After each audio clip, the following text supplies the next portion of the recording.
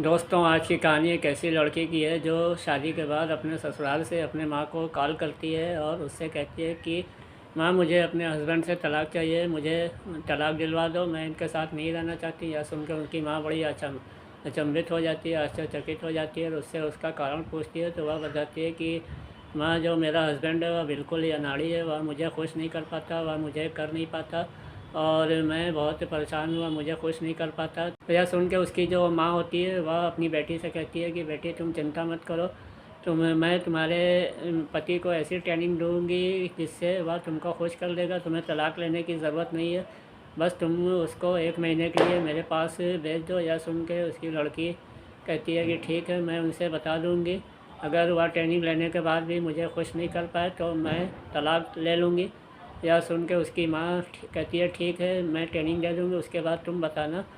तो दोस्तों, उसके बाद ये जो सास होती है और दामाद के बीच संबंध क्या होता है, उसके पूरी कहानी जानने के लिए वीडियो को लास्ट तक ज़रूर देखिएगा। दोस्तों, अगर आप वीडियो में चैनल पर नए हैं तो सब्सक्राइब कर लीजिएगा, लाइक करना मत भूलिएगा ताकि मेरा भी मनोबल बना रहे, मैं रोज़ डेली एक नया वीडियो आप तक पहुंचाता रहूं समाज में जो घटनाएं घट रही हैं। तो चलिए शुरू करते हैं। कहानी जो उत्तर प्रदेश के एक छोटे से गांव की है।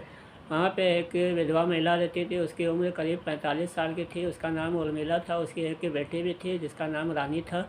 उसकी उम्र करीब 25 साल की थी। वह खेती बाड़ी करती थी। जो उर्मिला थी उसके पति का देहांत हो गया था, उसकी बेटी जवान हो गई थी और वह उसकी शादी करना चाहती थी। उसने शादी कर भी दिया था, एक बहुत ही अच्छे हैंडसम आदमी से, होनहार था, वह अच्छा खासा काम करता था। और उसकी शादी के बाद वह जो उसकी बेटी थी अपने ससुराल में रहती थी। और यह जो महिला थी उर्मिला, उसकी 45 साल की उम्र थी मगर वह देखने में काफ़ी सुंदर थी।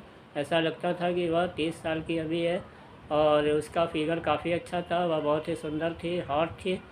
तो जब उसके दामाद ने पहली बार उसे देखा था तो वह उसके ऊपर फिदा हो गया था, अपनी सास के ऊपर, और वह उसे करना चाहता था मगर उसे मौका नहीं मिल पा रहा था।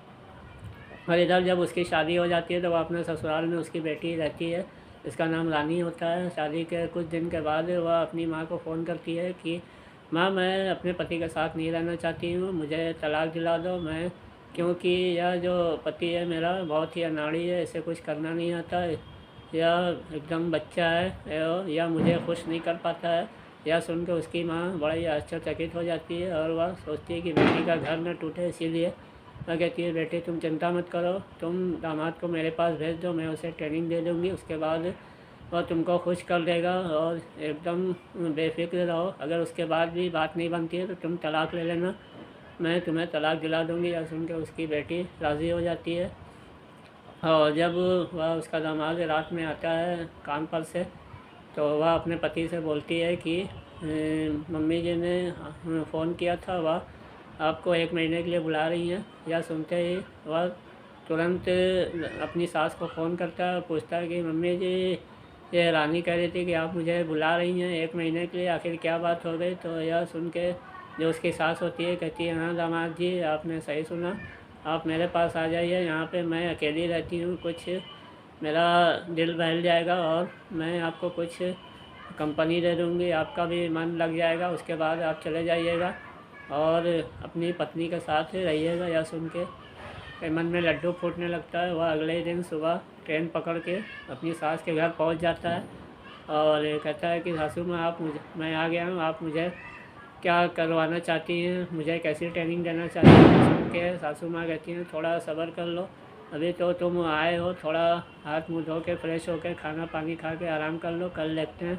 फिर वह नहा धो के खाना वाना खा के सो जाते हैं। फिर अगले दिन सुबह जब होती है तो वह खाना खाने के बाद सासू माँ से कहता है कि सासू माँ, मुझे क्या करना है। तो वह कहती है कि रात में बताएंगे। फिर रात में जब खाना वाना खा लेती है फिर उसके बाद वह कहती है दामाद जी, तुम बगल से मार्केट में 10 बंडल जाके मोमबत्ती ले आओ, तो मैं तुम्हें बताती हूँ कि क्या करना है। उसके बाद वह चला जाता है मार्केट में और 10 बंडल मोमबत्ती ले आता है, मगर उसके मन में सवाल उठता है कि आखिर सासू माँ ने मुझे 10 बंडल मोमबत्ती लाने में क्या कहा है, आखिर किस काम के लिए ये मोमबत्ती मंगवा रही हैं, आखिर कौन सी ट्रेनिंग मुझे देंगी। यह सोचता सोचता रहता है रास्ते भर और आखिर में घर आ जाता है। सासू माँ कहता है कि मैं मोमबत्ती ले आऊँ, तो कहती है ठीक है, उसके बाद खाना वाना खा के वह अपने कमरे में चला जाता है। रात के करीब 10 बज जाता है। उसके बाद उसके कमरे में सासू माँ आती है और लाइट ऑफ करके वह जो मोमबत्ती लाया था चारों तरफ कमरे में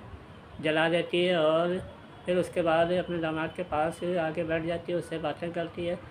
कहती है कि तुम मेरे आँखों में देख के बताओ कि आँखों में क्या दिख रहा है। जब वह गौर से देखता है आँखों में तो वह देखता है कि सासू माँ को मैं घोड़ी बनी हुई है और मैं उनको कर रहा हूँ। तो कहता है सासू माँ आप तो घोड़ी बनी हुई है, मैं आपके ऊपर सवार हूँ।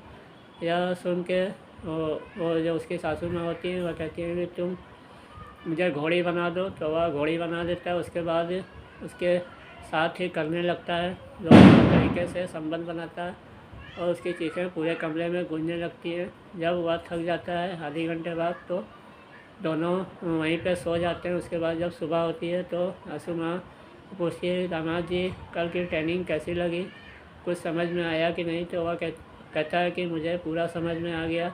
अब वह उसी दिन ट्रेन पकड़ के अपने पत्नी के घर चला जाता है, अपने घर चला जाता है। और जब पत्नी के घर जाता है तो उसकी पत्नी पूछती है रानी कि तुमने जो ट्रेनिंग ली है कुछ समझ में आया कि नहीं, मेरी माँ ने कैसी ट्रेनिंग दी है।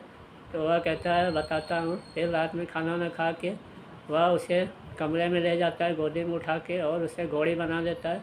घोड़ी बना के उसके बाद इतनी ज़ोरदार तरीके से संबंध बनाता है कि उसकी चीखें पूरे कमरे में गूंजने लगती हैं। अब वह उससे पूछता है कि बोलो अब क्या तुम कहना चाहती हो मेरे बारे में, तुम खुश हुई कि नहीं। तो वह कहती है हाँ मैं खुश हो गई। तो दोस्तों यहाँ थी आज की कहानी। यह कहानी आपको कैसी लगी कमेंट करके ज़रूर बताइएगा।